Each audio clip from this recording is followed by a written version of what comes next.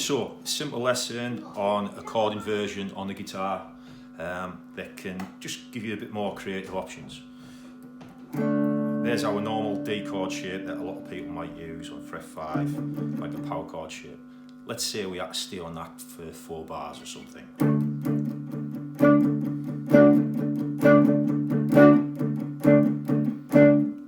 That default playing quavers, 8s on a power chord shape, perfect for some songs. But if it was something that was a little bit more soulful R&B style, I'd be tempted to use this inversion where the little finger is now going to play with the 3rd of the chord in the bass. So instead of the root now, it's the 3rd, that's our bottom note on the A string there. And if we do a full bar over the strings, we've got a nice little hammer on. Sometimes, certainly in country music, that's called a slip note, and it just gives a nice little kind of grace note to hammer on. And if we have the hammer on, and then the rest of the chord following, there's a little default riff there that's nice. You can play on beat 1 of the bar. Okay. You might recognise this chord sound from Wind Cries Mary by Jimi Hendrix, where he borrowed the idea from Curtis Mayfield, a soul guitar player who was one of the first to use this sort of style. So, we're in that shape.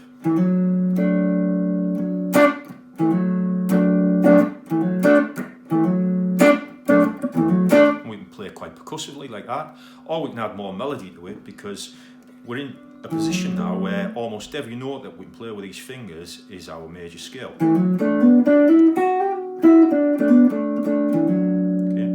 Imagine putting almost like an A minor shape over that. Any of them notes can be hammered onto this chord, just give a bit of melody. So we could have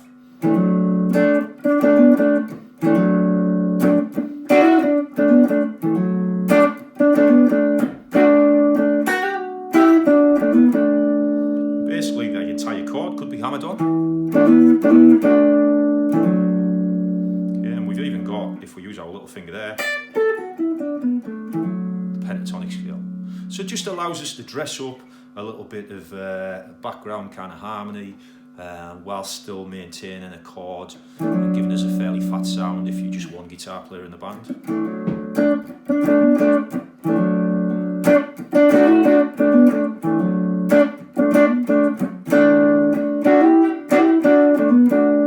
And it's a movable shape, just like that was a movable shape. Move it up 2 frets to give us an E.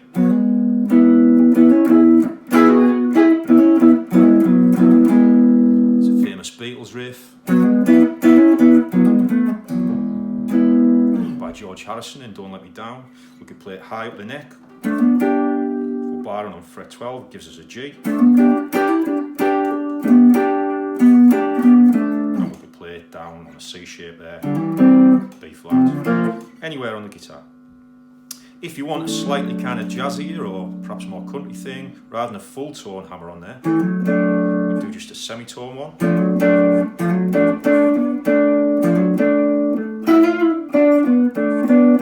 We've got that little hammer on there, which gives us a slightly more bluesy effect. So, have a play around with that at home. Hopefully it'll be something that you can add to your vocabulary, your guitar sounds. Cheers.